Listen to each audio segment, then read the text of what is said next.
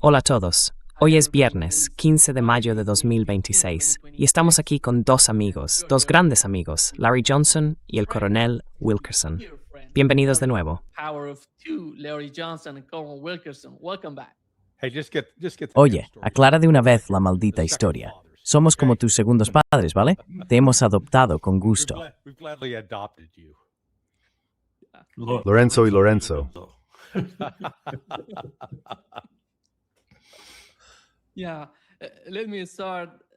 Sí. Déjame empezar contigo, Larry. Justo antes de entrar en directo, mencionaste cuál había sido el resultado.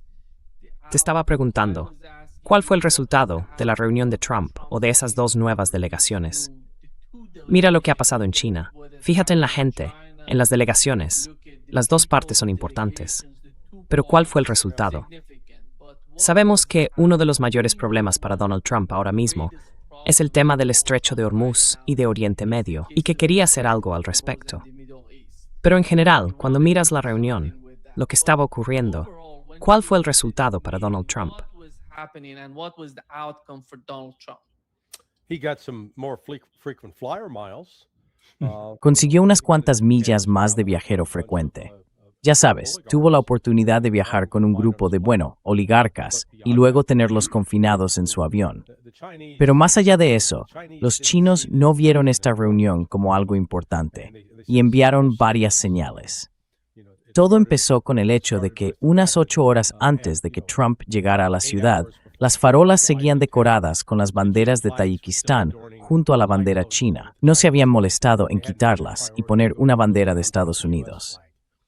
El China Daily, su principal periódico, tenía como titular, apenas unas horas antes de la llegada de Trump, las conversaciones entre China y Tayikistán, y solo añadía una pequeña nota al margen sobre la reunión con Trump. Y luego, lo más claro que vi, y los chinos ya le habían hecho lo mismo a Trump en 2017, fue que enviaron a personal de segundo nivel al aeropuerto para recibirlo.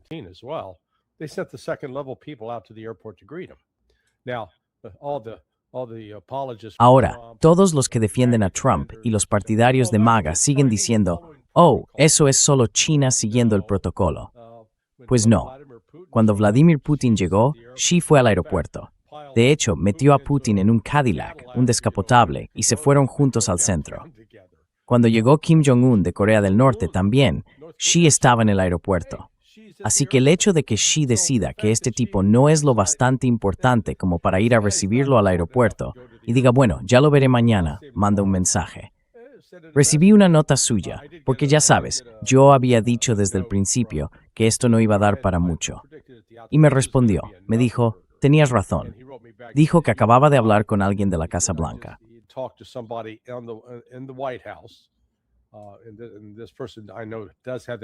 Y esta persona que conozco sí tiene ese tipo de acceso.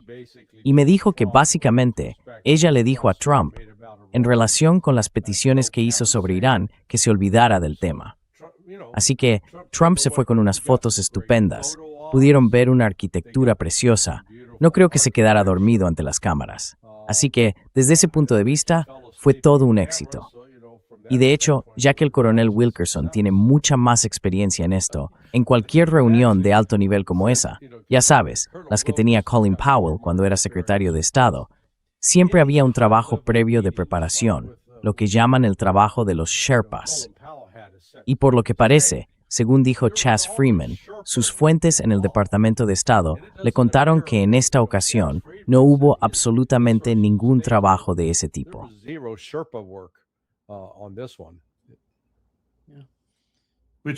Eso es típico de Trump. Es lo habitual con Trump y también con Rubio.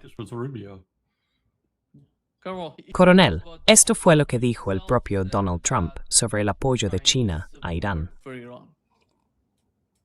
Te han preguntado por ello y tú mismo has hablado del tema, el apoyo de China a Irán. ¿Hasta qué punto fue un tema de debate hoy? Lo hablamos. Quiero decir, cuando hablas de apoyo, ¿te refieres que no están librando una guerra con nosotros, ni nada por el estilo? No. Dijo que no va a entregar equipo militar. Es una declaración importante. Lo dijo hoy. Es una declaración importante. Lo dijo con firmeza, pero al mismo tiempo comentó que, bueno, compran mucho de su petróleo allí y que les gustaría seguir haciéndolo.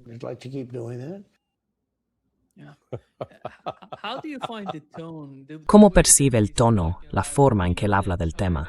Sabemos que China no está luchando contra Estados Unidos en Irán. Son los iraníes quienes están combatiendo. Pero cuando le preguntaron por el apoyo que China está dando a Irán, coronel, ¿cuál es su interpretación de eso?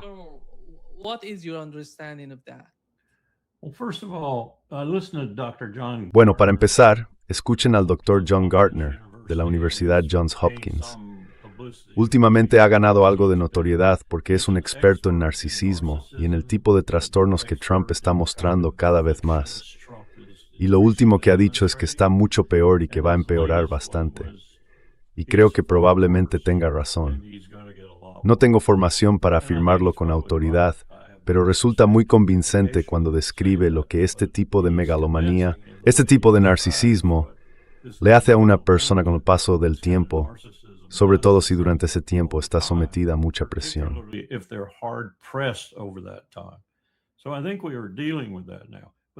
Creo que ahora estamos tratando con eso, pero volvamos a lo que decía Larry, que además suscribo completamente. Los chinos son realmente extraordinarios a la hora de coreografiar las visitas y en general todo tipo de actos. Incluso cuando Richard Haas y yo fuimos en 2003, bueno, creo que fue antes del 11 de septiembre, así que debió de ser en el verano de 2001. Incluso para nosotros, al nivel en el que estábamos, todo estaba perfectamente coreografiado. Lo primero que me llamó la atención de esa puesta en escena fue que Xi estaba allí, quieto, mirando cómo Trump se acercaba. No hizo el menor intento de avanzar para recibirlo. Hizo que Trump cruzara todo el espacio que los separaba, extendiera la mano, y solo entonces Xi se la estrechó.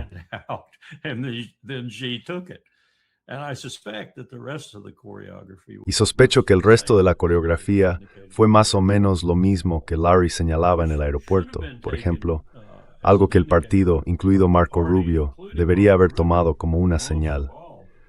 Sobre todo, no estoy manejando muy bien las cosas en lo que respecta a la diplomacia y a esta potencia número uno del mundo, en muchos sentidos. Y así fue derivando cada vez más en eso. Y fue derivando cada vez más en lo que comentaba el doctor, que Trump iba improvisando sobre la marcha y contando cosas a la prensa, especialmente en este país, pero también en distintas paradas del viaje, diciendo que todo iba de maravilla o que las cosas iban mejor de lo que realmente iban. Porque en realidad lo que se encontraba era con un muro en todo lo que preguntaba.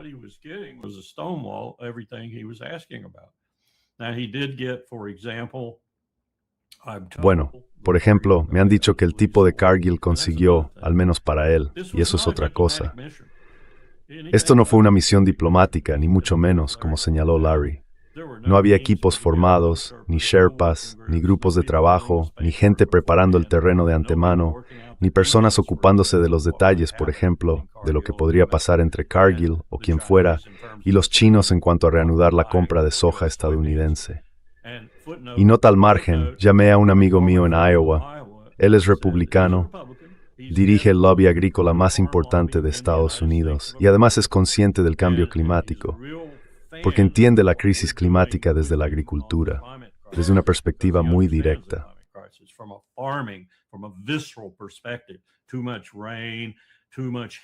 Demasiada lluvia, demasiado calor, una temporada de cultivo más larga, mayores rendimientos. Sí, pero eso no va a durar, ese tipo de cosas. Republicano, le dije, ¿de qué estamos hablando exactamente? Y me respondió, bueno, no va a importar en absoluto porque no tenemos fertilizante. No vamos a poder cultivar soja. Y esa es la verdad, a menos que vuelvas a poner en marcha la producción de hormonas, que consigas esa urea y otros productos, y que en esencia reduzcas la presión sobre el comercio global. Entonces muchos agricultores de este país, y lo sé por la experiencia de mi yerno, que tiene una granja en Maryland, no van a poder sembrar. Simplemente no van a poder sembrar.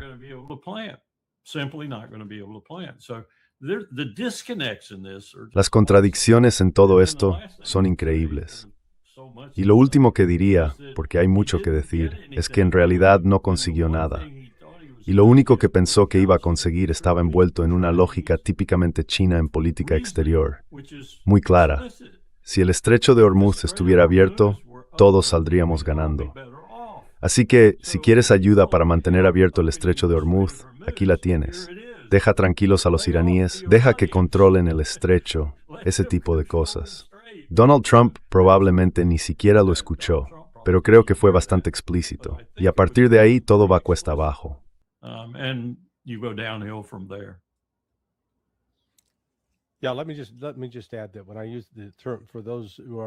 Sí, déjame añadir algo. Cuando uso el término para quienes no lo sepan, Sherpa, normalmente se refiere a los guías del Monte Everest, pero también es un término que se usa en los canales diplomáticos para los diplomáticos que hacen el trabajo duro de verdad. Son los que tienen que redactar los documentos, negociar si se va a decir feliz, contento o satisfecho. Dejan todo preparado para que cuando los principales se reúnan, no se enreden en una gran discusión sobre el fondo del asunto. Todo eso ya está, digamos, precocinado o decidido de antemano. Y nada de eso se hizo en este caso. Cero. Así que bueno, ahí es donde aparece el primer problema. Y otra cosa, quien está bloqueando ahora el estrecho de Hormuz es Estados Unidos. Sí.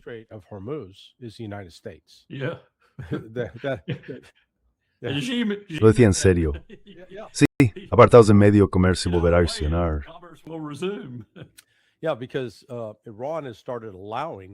Sí, porque bueno, Irán ha empezado a permitir el paso de barcos, pero solo de aquellos que aceptan sus condiciones. Y básicamente, Irán ha dicho, mira, si estás alineado con Estados Unidos e Israel y nos estás atacando, no vas a pasar, punto. No lo vamos a permitir. Ahora bien, si te registras y aceptas sus términos, puedes pasar. Creo que ayer dejaron pasar al menos 30 barcos. Así que en cuanto a la diplomacia global, ahora no es Irán quien parece estar bloqueando las cosas, sino Estados Unidos. Y hay otra cuestión, una cuestión clave. Publiqué un artículo en Sonar 21 esta mañana, o anoche tarde, según donde estuvieras, repasando las 5 materias primas esenciales que salen del Golfo Pérsico y que alimentan la economía mundial.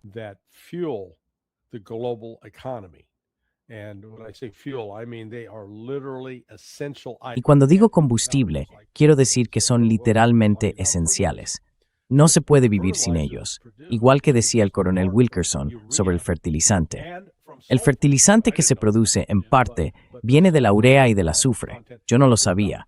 Pero el contenido de azufre, alrededor del 40% del azufre del mundo, sale del Golfo Pérsico. Es decir, esas cifras son impresionantes y no lo valoramos lo suficiente. Cuando te sientas a mirar el petróleo, el gas natural licuado, la urea, el azufre y el helio, esos son los 5 grandes. Y los 2 países del Golfo Pérsico que producen la mayoría de esos recursos son Arabia Saudí y Qatar.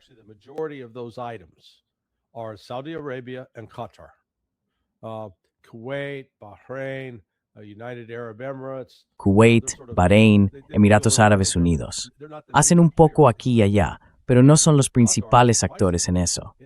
Y Qatar, sorprendentemente, tiene un papel muy importante con la urea, el azufre, el gas natural licuado y el helio.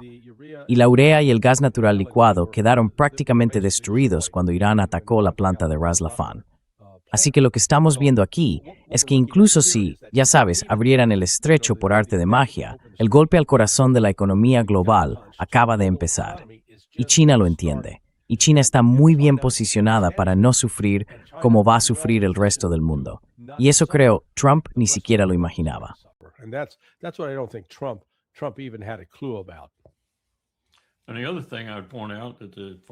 Y lo otro que me señaló el agricultor de Iowa fue que el diésel es fundamental. El coste del diésel es fundamental. No pueden volver a la situación de hace unos años y esperar mantenerse si el diésel vuelve a ser tan caro como entonces.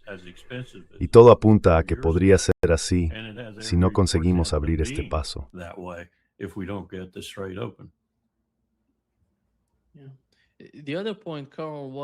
Sí. El otro tema, coronel, eran las sanciones a las empresas chinas, ya sabe, porque de alguna manera estaban enviando o recibiendo productos de Irán y de Rusia. Donald Trump hablaba de imponer sanciones. De hecho, sancionaron a algunas empresas chinas antes de ir a China. Parece que el resultado de esa reunión entre los 2 presidentes fue que Donald Trump decidió levantar esas sanciones. Y el otro punto, coronel, es que, bueno, los chinos no le hacían caso de todos modos. Y además dieron instrucciones a todos sus colegas, por así decirlo, en el resto del mundo, para que tampoco le prestaran atención. Así que Trump estaba haciendo algo que Xi ya había hecho antes.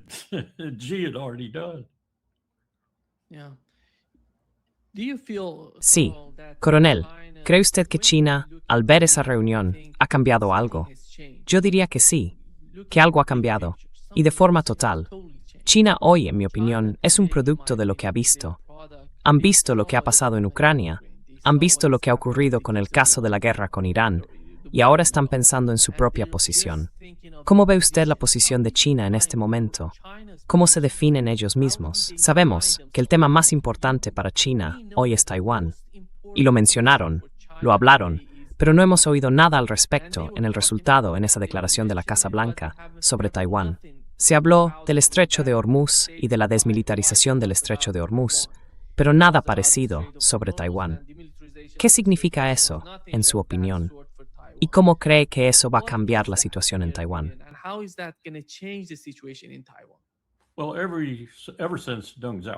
Bueno, desde la época de Deng Xiaoping, el tema número uno para cualquier diplomático chino o para cualquier persona dentro de la estructura gubernamental china, ya sea un gobernador de distrito, un simple ministro o alguien del nivel más alto del Politburó, es Taiwán. Cada vez que íbamos a China, eso era lo primero que salía en la conversación. Daba igual si hablábamos con Wang Yi. En aquel momento era el jefe de la División de América del Norte en el Ministerio de Asuntos Exteriores y sabía más sobre Norteamérica que cualquier otro chino. Luego estaba Chen Shicheng, y cuando Chen Shicheng falleció, él heredó ese papel, por así decirlo. Así que sí, es lo primero que mencionan siempre.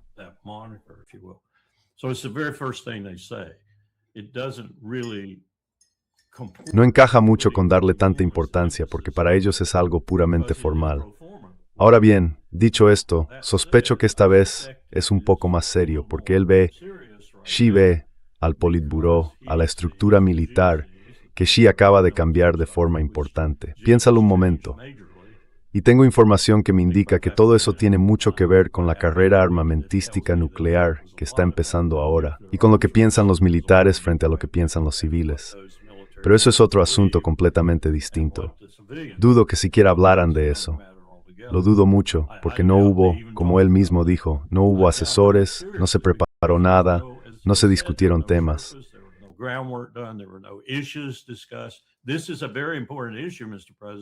Este es un tema muy importante, señor presidente.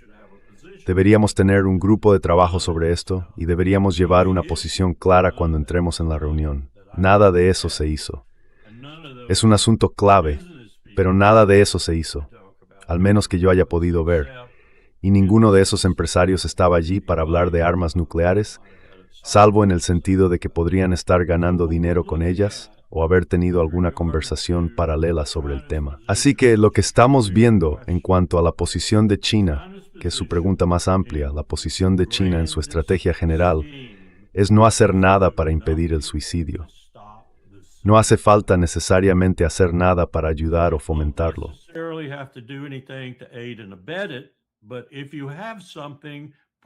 Pero si tienes algo, preséntalo y lo hablamos. Pero ahora mismo, no estamos aquí para ayudar o facilitar un suicidio evidente por parte de la otra potencia al otro lado del mundo que compite con nosotros.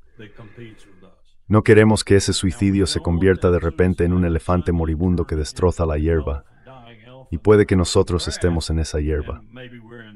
Así que tengamos cuidado con lo que hacemos. Cuidado con cómo decidimos apoyar o facilitar ese aspecto en concreto, por ejemplo, la guerra en Irán, porque podría tener consecuencias para nosotros.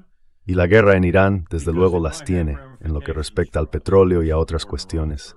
Esa es la posición geoestratégica de China.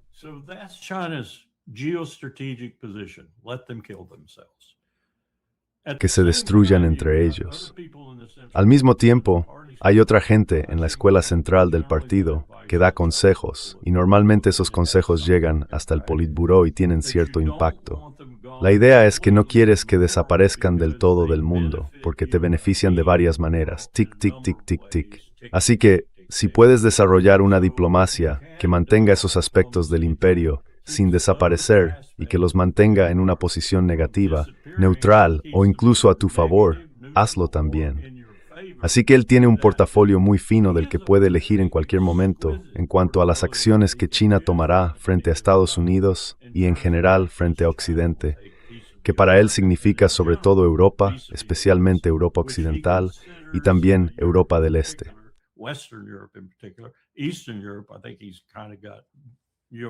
Creo que él tiene preguntas de fondo bastante serias sobre eso, igual que yo y cualquiera que lo mire con atención.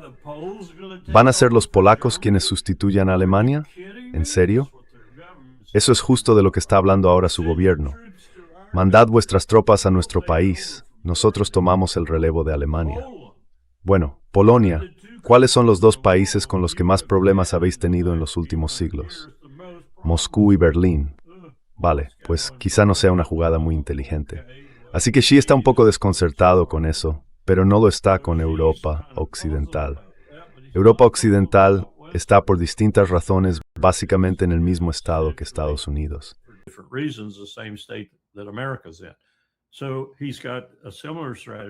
Así que tiene una estrategia parecida en ese sentido. No quiere perderlos, y desde luego no quiere perder ese aspecto del que Putin le habla constantemente. Restaurar las ventas rusas de gas natural licuado y de petróleo a Europa, que está ocurriendo ahora mismo. Está ocurriendo ahora, aunque la Unión Europea haya aprobado leyes para impedirlo. Así que tiene una visión muy precisa de lo que pasa en el mundo, y cuenta con una estrategia, o más bien con varias, para afrontarlo. Y esta reunión no es en realidad no, solo le confirmó lo que probablemente irá con razón.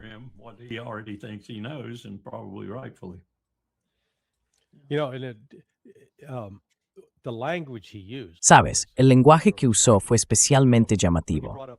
Cuando mencionó la trampa de Tucídides, apuesto a que Trump pensó, ¿eh? ¿Quién es ese? ¿Qué es eso? ¿Qué tipo de trampa?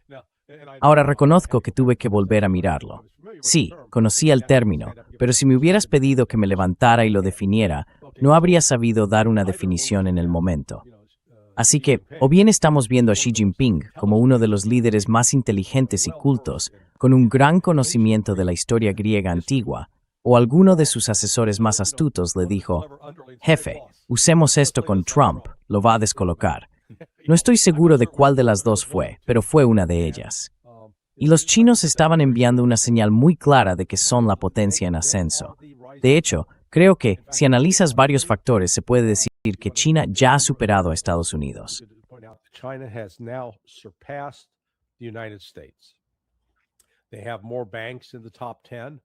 Tienen más bancos entre los 10 más grandes del mundo.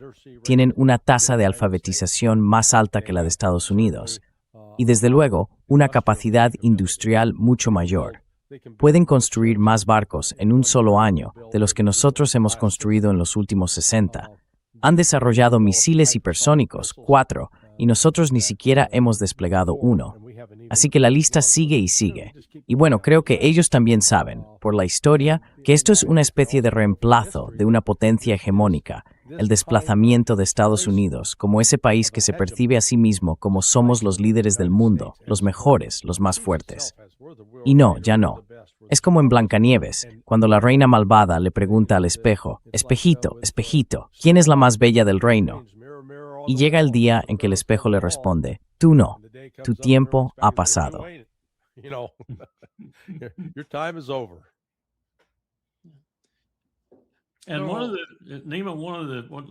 Y una de las cosas de las que habla Larry, y tiene toda la razón, es esta. Una de las transiciones más difíciles de toda la historia humana en los 3.000 años de los que sabemos bastante y los 5.000 de los que sabemos un poco, es precisamente este tipo de cambio. Es de lo que hablaban Graham Allison y la llamada trampa de Tucídides y el propio general Tucídides. Era general, mucha gente lo olvida, además de historiador, uno de los primeros historiadores del mundo. Su idea en parte es esta. Se trata de una de las transiciones más difíciles, en las que la mayoría de las veces se fracasa más que se tiene éxito. Salir de un imperio, de una gran potencia, de ese papel de soy el hegemón, soy la primera potencia del mundo. Y para Estados Unidos no va a ser diferente.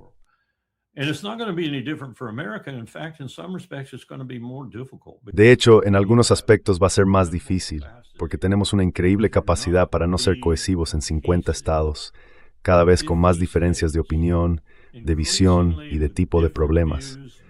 Pero también hay problemas comunes que nos afectan a todos, y uno de ellos es la inteligencia artificial, el uso del agua y la energía.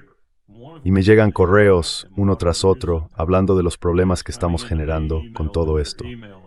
Lugares como Corpus Christi, en Texas, que no tienen agua, que van a desaparecer si no hacemos algo con su problema de abastecimiento. Todo esto está creando una gran agitación.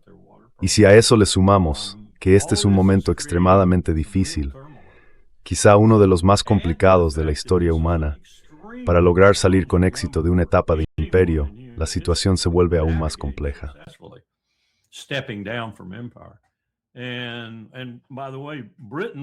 Y por cierto, cuando Gran Bretaña dio un paso atrás, simplemente se metió en la sombra de Estados Unidos.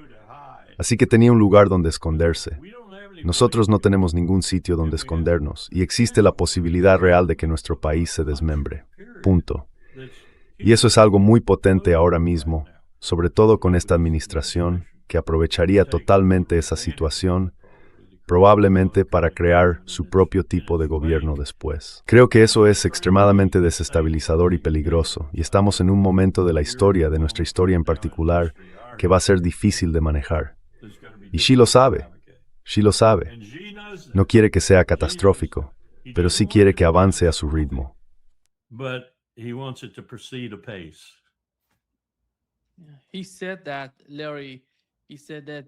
Dijo eso, Larry. Dijo que hay que elegir. ¿Quieres confrontar? Podemos confrontar. ¿Quieres cooperar?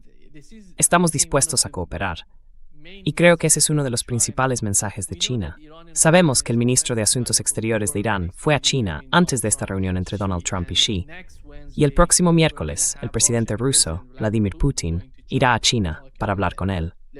Larry, ¿cómo ves la forma en que China, Rusia e Irán están consolidando o mejorando el tipo de asociación que tienen para hacer frente a este tipo de políticas por parte de Washington que buscan influir en sus países?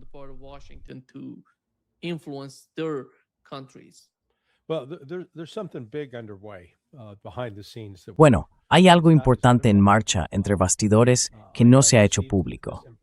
He recibido esta información de, digamos, una fuente con acceso al servicio de inteligencia de Pakistán. Los comentarios que hicieron tanto Putin como Wang Yi después de reunirse en Karachi sobre una nueva arquitectura de seguridad para el Golfo no fueron simples observaciones al pasar. Hay un esfuerzo real de planificación, de negociación, y está centrado en Qatar y Arabia Saudí. A person bien se es Pakistan de desempeño un papel en todo esto. Es bueno decir, no, it's a nosh reduced aparatum o chis. Es que estén un tratado de seguridad en los saudíes.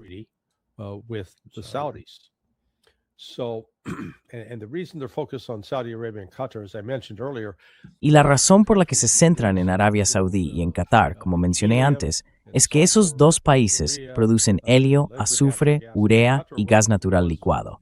Quiero decir, Qatar representa el 10% del suministro mundial de gas natural licuado. Piénsalo, es el cuarto productor más grande después de, Rusia, Estados Unidos, Noruega y luego creo Qatar. Así que ya ves, no es poca cosa. Y toda la idea detrás de esta nueva arquitectura de seguridad es expulsar la presencia militar estadounidense del Golfo Pérsico, porque la única razón por la que está allí es para atacar a Irán.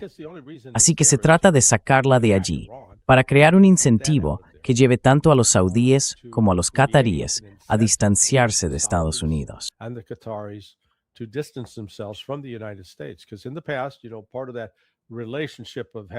Porque antes, ya sabes, parte de esa relación de tener el manto de seguridad del tío Sam era que también tenías que comprar sus bonos del tesoro.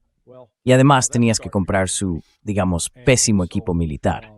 Bueno, pues eso está empezando a desaparecer. Y por eso Irán no es solo un observador pasivo en todo esto. Irán está directamente implicado, coordinándose tanto con China como con Rusia, y China está jugando un papel muy importante aquí. Y por eso creo que Trump intentó conseguir la intervención china que nos ayudaran a mantener a los iraníes bajo control. Pero la respuesta básica de China fue no, el problema sois vosotros, no ellos. Lo cual, claro, resulta chocante para alguien como Donald Trump. Así que esto no se está anunciando públicamente, pero está ocurriendo entre bastidores. Y creo que es algo tremendamente importante.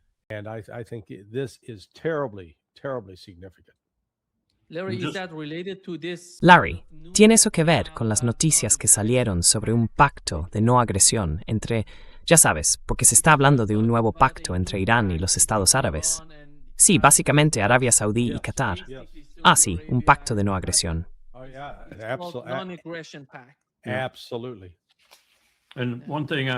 Exactamente. Y una cosa más, solo para reforzar lo que ha dicho Larry. Tengo bastante buena información de que Netanyahu tenía previsto un viaje a Islamabad, pero lo que está ocurriendo ahora mismo lo ha retrasado. Aún así, estoy bastante seguro de que una de las cosas que quiere hacer es iniciar una acción diplomática y también otras medidas para contrarrestar parte de esto, porque lo ve como algo contrario a sus intereses, y con razón. Su crisis política, sin embargo, se está agravando a cada momento. No sé qué pasar. El procedimiento de Moain de censura en la Knesset, en la Cacerina.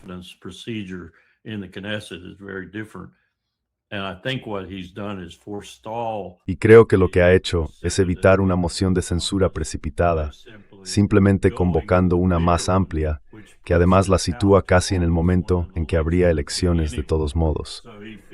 Así que siente que tiene tiempo para recuperar terreno perdido y todo eso. Y sinceramente, no hay nadie en la oposición que parezca mejor que Netanyahu. Eso deja a los votantes probablemente confundidos sobre a quién podrían votar. Pero él está preocupado por lo que está pasando. No hay manera de que no sepa lo que acaba de decir Larry. Sí. Coronel, esto es lo que dijo Donald Trump sobre el motivo de la guerra con Irán. No lo necesitamos en absoluto. No lo necesitamos en absoluto. ¿De acuerdo? Justo. O sea, se podría decir, ¿por qué lo estamos haciendo siquiera? Lo hacemos para ayudar a Israel, para ayudar a Arabia Saudí, a Qatar, a los Emiratos Árabes Unidos y ya sabes, a Kuwait y a otros países como Bahrein. He did for some raids at China. Hoy le dije, mira, te estamos ayudando. Y además te estamos ayudando de otra manera. Porque no creo que China quiera que Irán tenga un arma nuclear tampoco. Le dije, simplemente no te vuelvas loco. Tú tampoco necesitas que ellos tengan un arma nuclear. ¿Qué dijo? Bueno, no va a responder mucho. Es un tipo bastante tranquilo, no va a decir, vaya, qué buen punto, ¿qué va a hacer entonces? Qué buen punto. ¿Tú crees que estuvo de acuerdo? Esa fue la impresión. No creo que él quiera que lo hagan, no, le gustaría que terminara. Pero ha sido correcto con eso, ya sabes. Es tan evidente que Sean Hannity está dirigiendo a la persona a la entrevista. Creo que debió de haber recibido formación como abogado.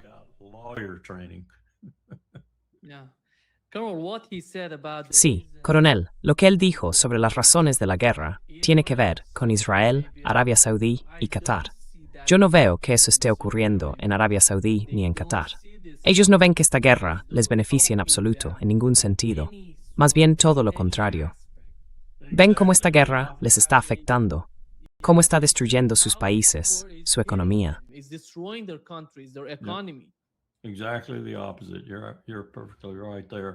Exactamente lo contrario. Ahí tienes toda la razón. Sabes, a veces se nos olvida, algunos al menos, que China fue una parte muy implicada en el JCPOA. Y durante aquel tiempo, China demostró, tanto en las negociaciones como en su diplomacia, que realmente le preocupaba otra posible violación del Tratado de No Proliferación y otra infracción nuclear. Estaban convencidos de que la vía diplomática, la que se iba a desarrollar con los europeos, con nosotros y con otros, iba a tener éxito y sería positiva porque no querían otra potencia nuclear en el mundo. No creo que ninguna de las potencias nucleares consolidadas quiera más potencias nucleares en el mundo. No, en realidad no. De hecho, diría que las más responsables prefieren que el número disminuya, no que aumente, que se mantenga estable.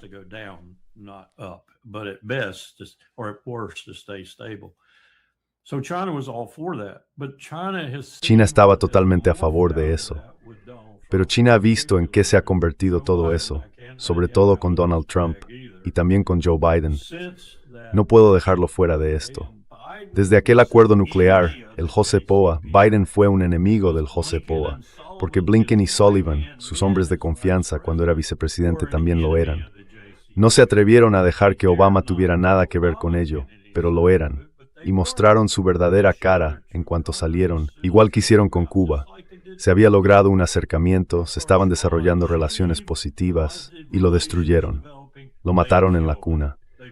Así que gran parte de la culpa recae en Biden, no solo por eso, sino también por Ucrania y por muchas otras cosas que hicimos muy mal en su época, en gran parte por culpa de Blinken y Sullivan.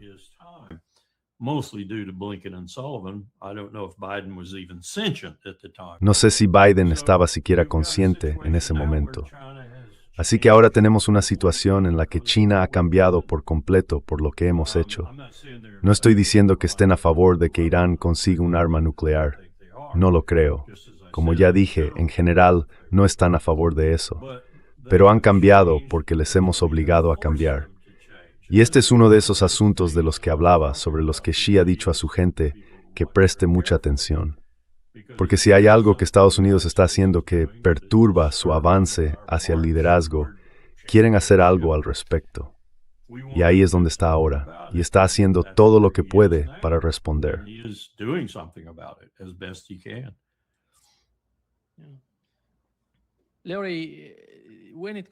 Larry, en lo que respecta al programa nuclear iraní, no parece que China haya respondido a los comentarios de Donald Trump.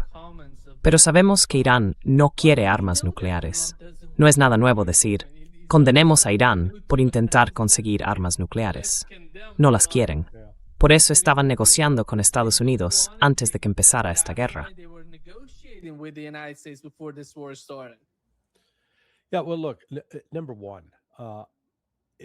Sí, bueno, mira, lo primero que diría es que cualquiera que no haya leído el JCPOA, ese acuerdo que se firmó con Irán, por favor, que lo lea, porque la cantidad de propaganda que se ha difundido sobre él es absurda. Cuando lo lees, te das cuenta de que era un acuerdo sólido. Ahora, una de las líneas de propaganda en Occidente es que, Obama entregó miles de millones de dólares a Irán. Pues primero, era su dinero. Sí, su propio dinero. Habían pagado a contratistas de armas estadounidenses.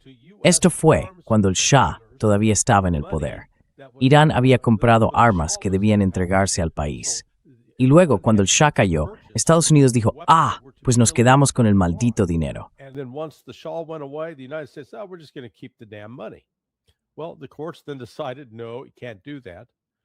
Bueno, luego los tribunales decidieron que no, que eso no se podía hacer. Pero Estados Unidos ha seguido manteniéndolo. Lo otro que hay que tener en cuenta es que cuando se firmó el JCPOA, tanto China como Rusia aceptaron en ese momento imponer sanciones bastante duras a Irán si no cumplía. Y eso es lo que hace aún más asombroso lo increíblemente estúpido que fue Donald Trump al anular y destrozar ese acuerdo. Porque si el objetivo realmente era evitar que Irán consiguiera un arma nuclear, pues eso lo lograba. Pero como he dicho antes, todo el asunto de que Irán consiga una bomba nuclear es solo una distracción. Es una excusa para intervenir y buscar un motivo para destruir al gobierno iraní.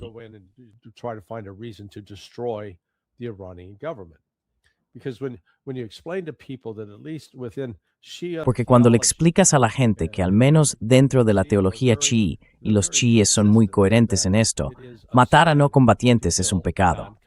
Está bien, ya sabes, si son hombres armados que te disparan, puedes matarlos, eso está permitido. Pero no matas a mujeres ni a niños. No masacras a inocentes. Y eso es muy distinto de la filosofía wahhabí o de Obandí. Esa es una de las razones principales detrás de la fetúa del Ayatollah Jamenei contra las armas nucleares, porque un arma nuclear es un arma indiscriminada que mata inocentes, y por eso es un pecado. Así que hay que reconocer a la República Islámica de Irán por tener al menos un mínimo de humanidad que Israel y Estados Unidos claramente no tienen. Israel and the United States clearly do not. So, the fact that Así que el hecho de que, China haya dicho, ¿queréis que os ayudemos a evitar que Irán consiga un arma nuclear?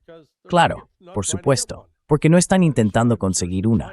Estoy seguro de que China tiene esa garantía, al menos por ahora, de parte de Irán. Y por eso, ya sabes, para quienes tienen esa mentalidad de película de Hollywood, de que si consigues la bomba nuclear, te pones al mismo nivel, la realidad es otra. Irán, con sus armas convencionales, con sus misiles balísticos convencionales, ha demostrado ser un adversario formidable.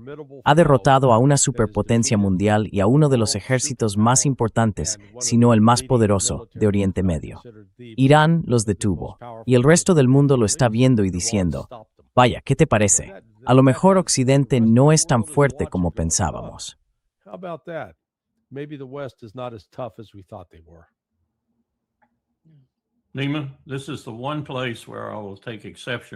Nima, este es el único punto en el que voy a discrepar con lo que acaba de decir Larry. No creo que estemos ante lo mismo que tuvimos con el Ayatollah. Creo que ahora lo que tenemos es una fuerza militar muy racional, la Guardia Revolucionaria, que en la práctica controla Irán. Y pienso que ellos han llegado a la conclusión, a pesar de ciertas inclinaciones islámicas, como ha explicado Larry, y con lo que estoy de acuerdo hasta ese punto, de que tienen una instalación no declarada, muy profunda bajo tierra. Y creo que ahora son perfectamente capaces de fabricar una ojiva y acoplarla a uno de sus misiles más rápidos. Y de alguna manera, igual que hicieron los norcoreanos, anunciarlo. No sé exactamente cómo lo harán, pero quiero recordar a todos que China se opuso con firmeza a que cualquiera de los Kim Il-sung, Kim Jong-il y Kim Jong-un consiguiera un arma nuclear.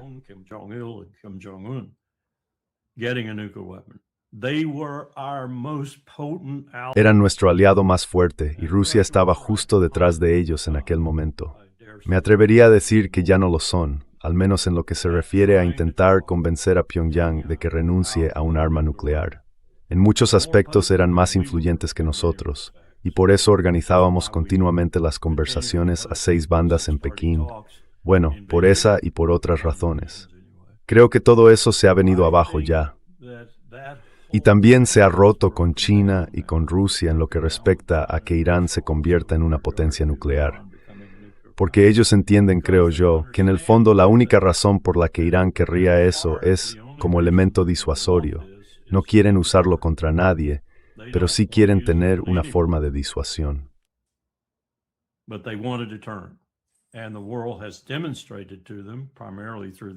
Y el mundo se lo ha demostrado, sobre todo a través de la experiencia de la RPDC y la de Gaddafi. Él está muerto ahora y su país está en el caos. Corea del Norte, en cambio, ya sabes, la dinastía sigue bien, y Corea del Norte, desde su punto de vista, está bien. Y todo eso en su mente se debe a tener un arma nuclear. No creo que tengan intención de usarla, de verdad que no. Y cada vez más, el sur ha sido disuadido de seguir su camino hacia tener una, en parte por eso. Además, hay conversaciones en marcha entre Pyongyang y Seúl. Así que ahí discrepo. Creo que pueden considerar conveniente, incluso parte de su supervivencia, tener una en esa región que sigue siendo tan peligrosa.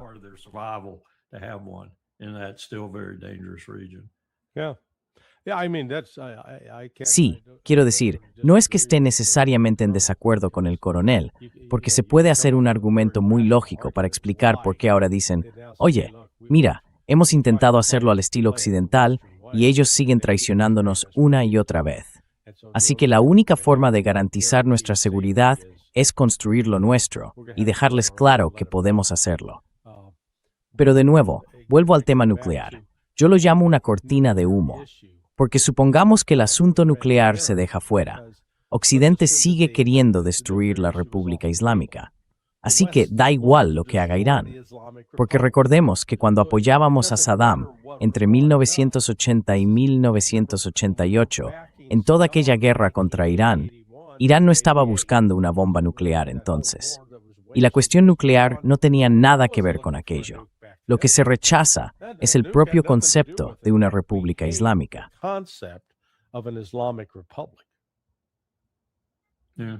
Sí, creo que ahí tienes toda la razón. Puedo confirmar que hay. También hay que pensar en Israel en todo esto. Netanyahu es de verdad un auténtico maniático. No tengo ninguna duda de que usaría un arma nuclear. Y estoy seguro de que en Teherán piensan exactamente lo mismo. Exactly, Larry. That's the main critical discussion right now in Tehran among the high-rank people about what are they going to do with Benjamin Netanyahu and Israel if they decide to do something against Iran with nuclear weapons, if they decide to attack Iran each and every 2 months, each and every 6 months. What would be the response from Iran? And how they can reduce that sort of threat. Just remember what has happened so far with the war against. Han destruido mucha infraestructura en el país. Han matado a mucha gente, gente inocente, civiles. No quieren volver a esa situación en la que están ahora. Esa es la gran pregunta que se hacen. ¿Qué vamos a hacer con eso? That's the huge question on their part. What are we going to do with that? Y según entiendo del testimonio de Brad Cooper ante el Congreso, eso no era necesariamente algo público. Están planeando que si lo hacen, el impacto sea tan destructivo como el de varias armas nucleares sobre Irán en esta próxima respuesta, si finalmente la llevan a cabo. Así que bueno, ya ves, hay muchos incentivos ahí. Yo como militar y también como ser humano, no les culparía en absoluto. Allá. Esto es, literalmente, lo que dijo Donald Trump sobre el pequeño trabajo de limpieza que tiene que hacer en Irán. About Iran. Si pides favores, tienes que devolverlos. Nosotros no necesitamos favores. Prácticamente eliminamos sus fuerzas armadas. Puede que tengamos que hacer un poco de trabajo de limpieza, porque tuvimos una especie de alto el fuego de un mes, por así decirlo, pero tenemos un bloqueo tan efectivo que por eso hicimos el alto el fuego. En realidad, lo hicimos a petición de otros países. Sí. Yeah. What does that mean? ¿Qué significa eso?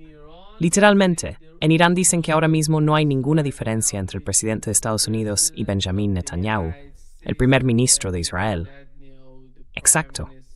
Es como si se estuvieran fusionando el uno con el otro. Básicamente tienen el mismo tipo de políticas y la misma forma de pensar. And the same sort of mindset. Unless we see an order given.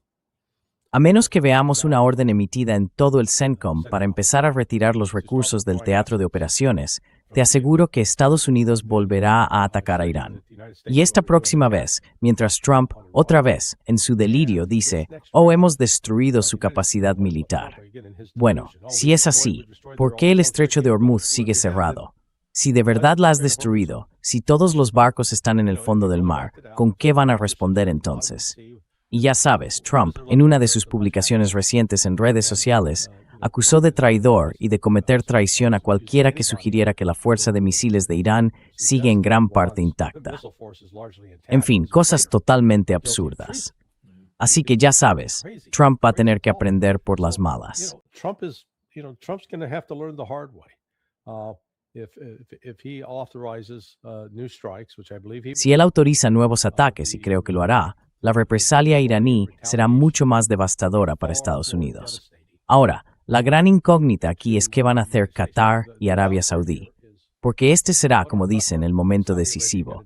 Si permiten que Estados Unidos use sus instalaciones, en Qatar está Al Udeid, que sigue siendo la base más grande de todo Oriente Medio, y luego están los saudíes, con la base aérea del Príncipe Saud. Ayer mismo, de hecho, uno de mis vecinos, que es piloto, me comentó que su hijo estaba en Arabia Saudí. Le pregunté, ¿ah, sí? ¿Y qué hace allí? Y me dijo, es de la Fuerza Aérea, vuela aviones KC-135. Y yo pensé, madre mía. He's flying KC-135s, and I went, Jesus, man. So they don't have protection. Le dije, no tienen protección. Y él me dice, lo sé. Luego añade, la única buena noticia es que mi hijo puede volver la semana que viene, porque su mujer va a tener su primer hijo. Así que le han dado permiso para eso. Le dije, bien, pero todos nuestros hombres que están allí ahora mismo tienen que salir de allí, tienen que ser retirados. Ahora bien, la pregunta sigue siendo, ¿permitirán los saudíes que Estados Unidos continúe realizando operaciones aéreas? Si los saudíes y los cataríes cierran eso, entonces Estados Unidos va a tener que detenerse. De nuevo, es una de esas incógnitas que aunque Trump quiera dar la orden, el almirante Cooper tendrá que volver y decir, jefe, ya no tenemos el acceso a Qatar y Arabia Saudí que teníamos antes.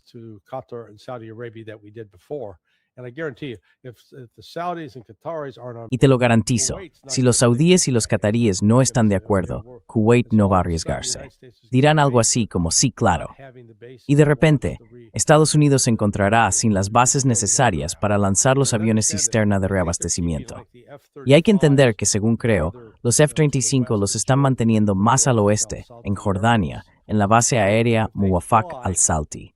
Así que, si van a volar para lanzar bombas sobre Irán, la distancia desde Muwafaq al-Salti hasta Riyadh supera las 800 millas.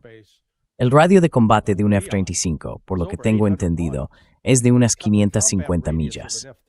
Eso significa que tienen que ser reabastecidos antes, incluso de llegar a un punto cercano a Riyadh, desde donde podrían lanzar un JASM. Y un JASM tiene un alcance de unas 500 millas.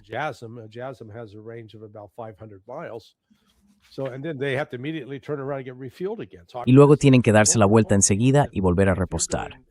Así que bueno, de eso estamos hablando.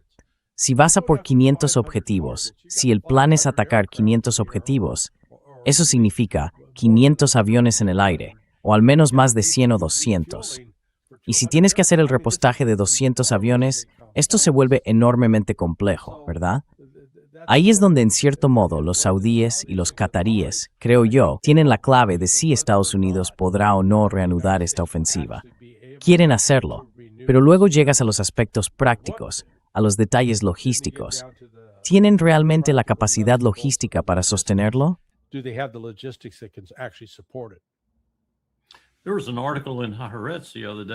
El otro día también salió un artículo en Haaretz, Nima, que era interesante por el punto de vista desde el que lo contaban, pero lo enfocaban de una manera distinta a la que Larry acaba de comentar, que es un ángulo importante desde el punto de vista militar.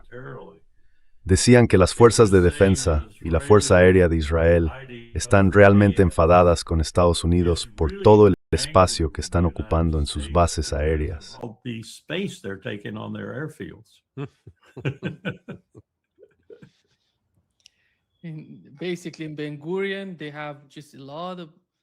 Básicamente, en Ben Gurion tienen muchos C-130 y otros aviones en el aeropuerto de Ben Gurion.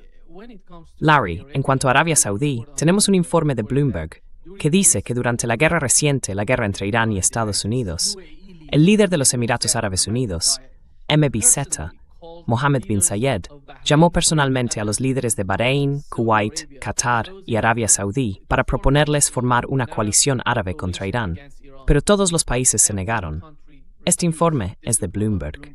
¿Qué te parece eso? Ya sabes, tenemos como dos versiones. Por un lado, se dice que Arabia Saudí intentaba convencer a Estados Unidos de continuar la guerra. Por otro, desde Arabia Saudí se dice que esta guerra tiene que terminar, que hay que buscar otras soluciones, porque su economía está en mal estado ahora mismo y no pueden ganar dinero.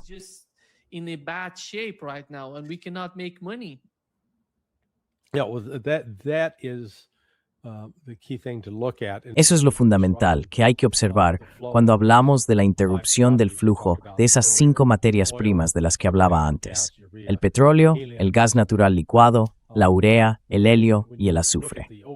Si miramos el conjunto, dentro del ámbito de los países árabes del Golfo, el flujo de petróleo es lo más crítico para los saudíes.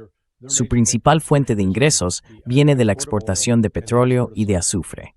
En el caso de Qatar, su fuente principal de ingresos procede del gas natural licuado, la urea y el helio, y sí, también extraen algo de petróleo. Los demás también dependen sobre todo del petróleo que exportan. Y si no lo exportan, no tienen flujo de caja.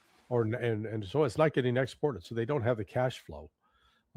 So they are looking to get that whole process. Así que están intentando volver a poner en marcha todo ese proceso para recuperar algo de flujo de caja. Y aquí es donde los Emiratos Árabes Unidos están ahora en un aprieto, porque antes todavía contaban con el puerto de Fujairah, que está en el Golfo de Omán. Se consideraba fuera del estrecho de Hormuz, y no era fácil para Irán bloquearlo. Bueno, pues Irán lo destruyó, y ahora ya no lo tienen, así que su flujo de caja se ha cortado. Y esto es, ya sabes, me siento como una voz clamando en el desierto respecto a las implicaciones económicas del cierre de ese lugar. Ya vamos camino de los 80 días, y el impacto global de la escasez es considerable.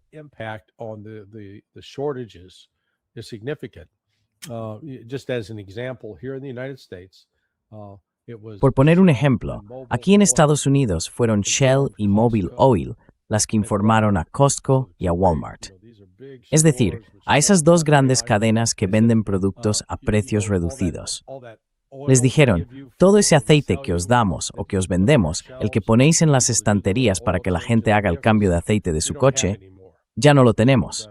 Así que esas estanterías se van a quedar vacías. Toyota envió un boletín a sus distribuidores en Estados Unidos diciendo, normalmente usáis aceite de 8 grados para los cambios de aceite, pero ahora podéis usar de 16 o de 20, porque ya no queda del de 8, y los otros también van a escasear. Así que esto empieza a notarse. Cuidado, que la semana que viene voy a cambiar el aceite.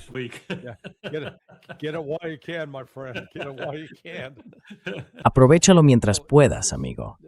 Aprovéchalo mientras puedas. Este efecto en cascada está empezando y es importante. El problema es que no será hasta que llegue de verdad el golpe en el estómago de esta crisis económica, cuando se haga tan evidente que Trump va a tener que ceder. Y lo vimos justo antes de que subiera al avión, cuando le preguntaron por la situación económica de los estadounidenses. Básicamente dijo, no me importa, no es mi problema. Bueno, pues va a ser su problema. Ya lo verás. De hecho, hoy, durante todo este viaje a China, el mercado bursátil, que había subido otra vez por encima de los 40-50 mil, ha caído ahora unos 500 puntos en el Dow Jones. También ha bajado el Nasdaq y el S&P. Está empezando a caer. Y las consecuencias de la escasez de suministros van a empezar a notarse. Ya se están notando esta semana. La próxima será peor. Y la siguiente, aún peor.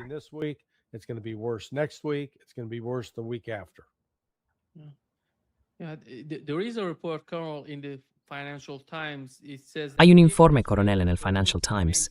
Dice que si el estrecho de Hormuz sigue muy alterado el mes que viene, el problema pasará de ser precios altos a una escasez física real. Sí. Esta es la realidad de Donald Trump. No sé cómo va, dijo que rechazó la propuesta iraní. Esto fue lo que dijo sobre esa propuesta.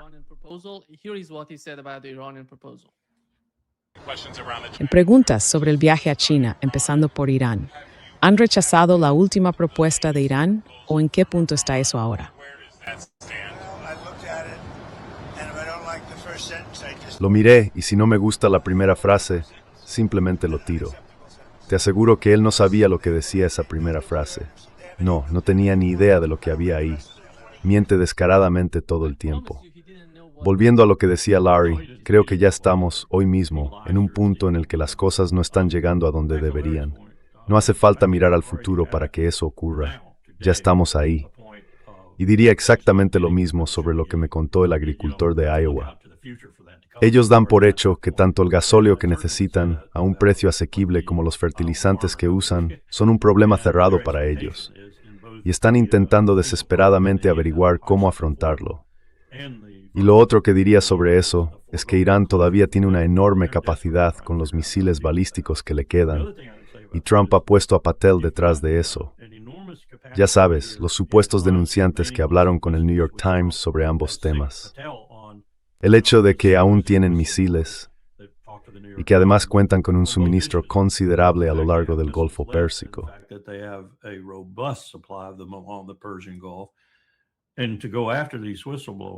Y lanzarse contra estos denunciantes con tanta saña, justo cuando estamos escuchando a otras personas del sector agrícola y del ámbito económico en general, decirnos que, como comentábamos, esos barcos que lograron salir del estrecho, llegaron a puerto y descargaron su mercancía, ya se han consumido prácticamente por completo, de una forma u otra. Ya sea tierra adentro, por así decirlo, o en la zona del puerto o donde sea. Así que ahora mismo no está llegando nada, absolutamente nada. Y al margen del deseo de Trump de que sus amigos jueguen en la bolsa y todo eso, creo que eso va a quedar fuera de la ecuación muy pronto, porque el mercado bursátil va a empezar a desplomarse y va a seguir cayendo. Y entonces él va a tener que enfrentarse a eso.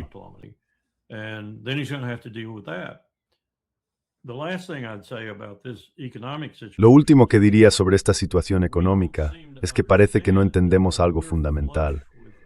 Aunque estamos sobrados de petróleo, tenemos mucho petróleo, tenemos suficiente capacidad de refinado, no estoy tan seguro de que todo funcione tan bien en lo que respecta al diésel, pero en cualquier caso, tenemos la capacidad.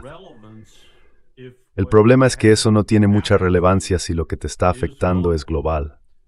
Porque otras cosas, más allá de ese producto que sale de la cuenca pérmica, por ejemplo, y que va a algún sitio para refinarse y distribuirse, son irrelevantes ante esta paralización de la economía mundial que se avecina y que te va a frenar de muchas maneras que ni siquiera estás considerando ahora mismo.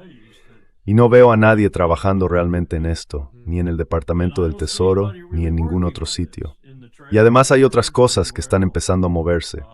Por ejemplo, we already started a war over this. Retiramos.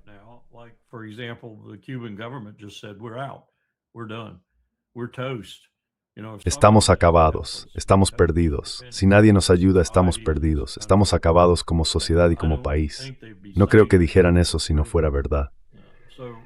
Así que hay otras cosas que se están gestando. Y sobre lo que decías de los saudíes, te voy a contar lo que dijo Powell una vez después de que Bandar se marchara. Los saudíes apuestan por 2 líneas de acción, quizá 3 o 4, pero 2 en particular, que son totalmente opuestas, completamente opuestas, hasta que perciben que una va a imponerse sobre la otra. Entonces cambian toda su apuesta, trasladan toda atención y todo su interés a esa opción.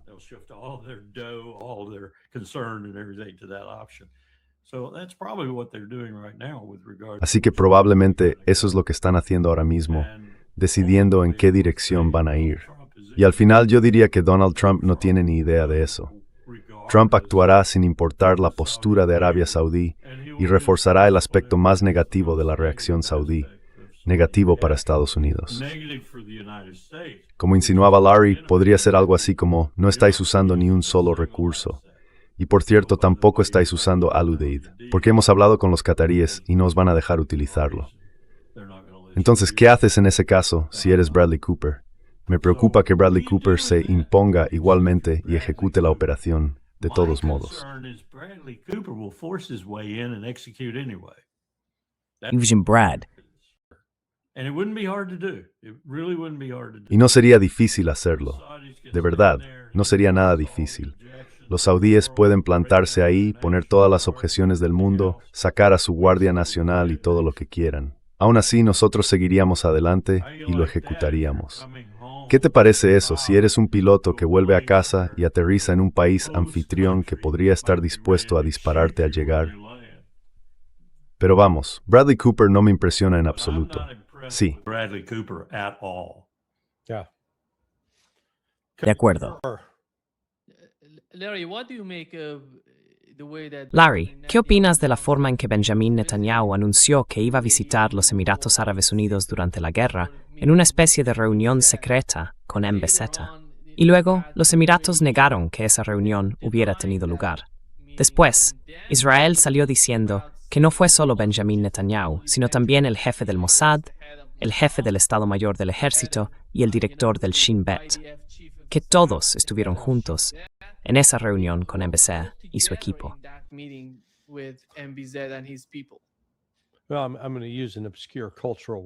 Bueno, voy a usar una referencia cultural un poco oscura y la voy a explicar. Es como un Conrad Dobler malévolo. En el fútbol americano había un jugador llamado Conrad Dobler, famoso por ser un jugador sucio y también por provocar peleas entre la gente. Por ejemplo, estaban agachados en la línea y él le decía al centro, oye, ¿has oído lo que este tipo dijo sobre tu hermana? Y de repente, los dos acababan peleándose. Pues eso, ese es Benjamin Netanyahu.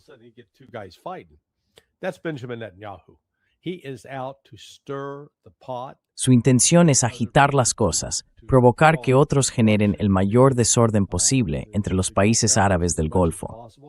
No quiero decir con esto que los Emiratos Árabes Unidos no estén haciendo ya un buen trabajo por su cuenta en ese sentido.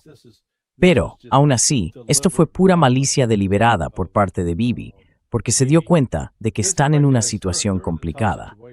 No les va bien sobre el terreno en Líbano. Su capacidad a mantener operaciones aéreas contra los libaneses, creo que ahí se van a topar con limitaciones muy serias. Y además, la opinión en Estados Unidos se ha vuelto en su contra.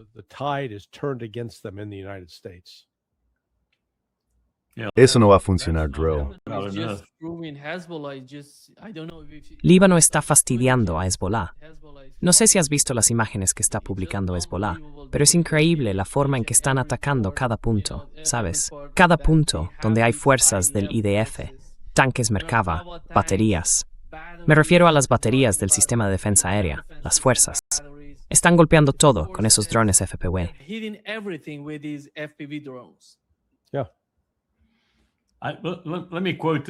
Sí, déjame citar esto de Haaretz, basado en lo que acabas de decir. Es de ayer, de Haaretz. La muerte de Abe Foxman marca el final del establishment judío estadounidense. Ahí es donde estamos, creo, con el asesinato de Charlie Kirk y todo lo que eso significó.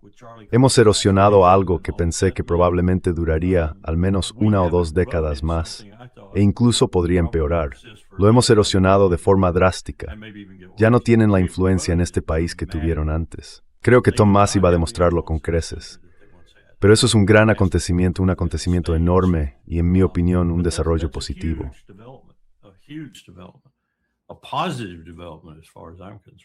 Sí. Pero ya sabes, un elefante moribundo puede aplastar mucha hierba. Y la influencia judía puede que esté muriendo, pero aún puede aplastar mucha hierba. Y Donald Trump es hierba que se puede aplastar. Sí.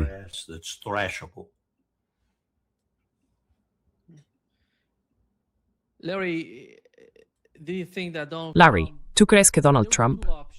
Mira, hay 2 opciones, digámoslo así.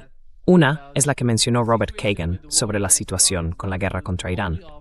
No pinta bien. La única opción para Donald Trump sería simplemente salir de la región, dejar que hagan lo que quieran. La segunda opción es la que proponen los otros neoconservadores, los más duros. Tenemos que quedarnos en la región. Tenemos que seguir con este tipo de lucha. Si se llega a un bloqueo o algo parecido a un bloqueo y empiezan a producirse este tipo de ataques entre ambos bandos, al mismo tiempo tendríamos que prepararnos, enviar muchas armas al pueblo iraní y que ellos hagan el trabajo duro por nosotros, derrocando al gobierno. Me parece increíble este argumento, lo desconectado que está de la realidad de lo que pasa hoy en Irán. ¿Hacia dónde quiere ir Donald Trump?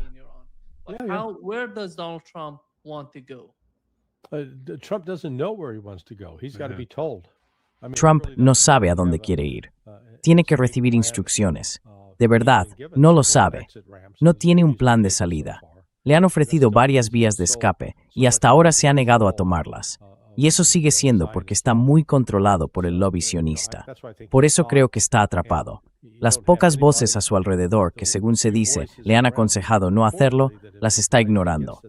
Así que, por desgracia, solo hay 2 formas de aprender, la fácil y la difícil. Y él ha elegido la difícil.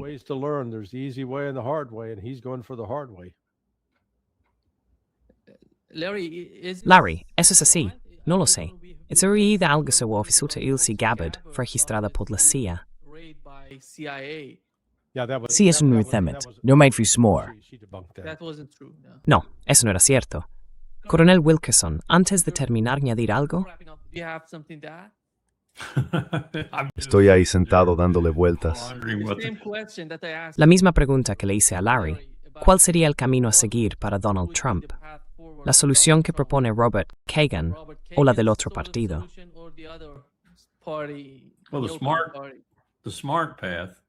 Bueno, el camino inteligente, el camino sensato, sería poner fin a todo esto y decirle a Netanyahu que se las apañe como quiera. Solo hacer lo que estoy sugiriendo probablemente bastaría. Y decirle que si usa un arma nuclear, lanzaremos toda la fuerza de Estados Unidos sobre su cabeza y nos aseguraremos de que desaparezca de la escena política, si no del mundo. Quizá incluso con una amenaza un poco más dura, pero no lo hará. No lo hará. Primero porque le están mintiendo descaradamente mucha gente, incluidos tipos como Brad Cooper.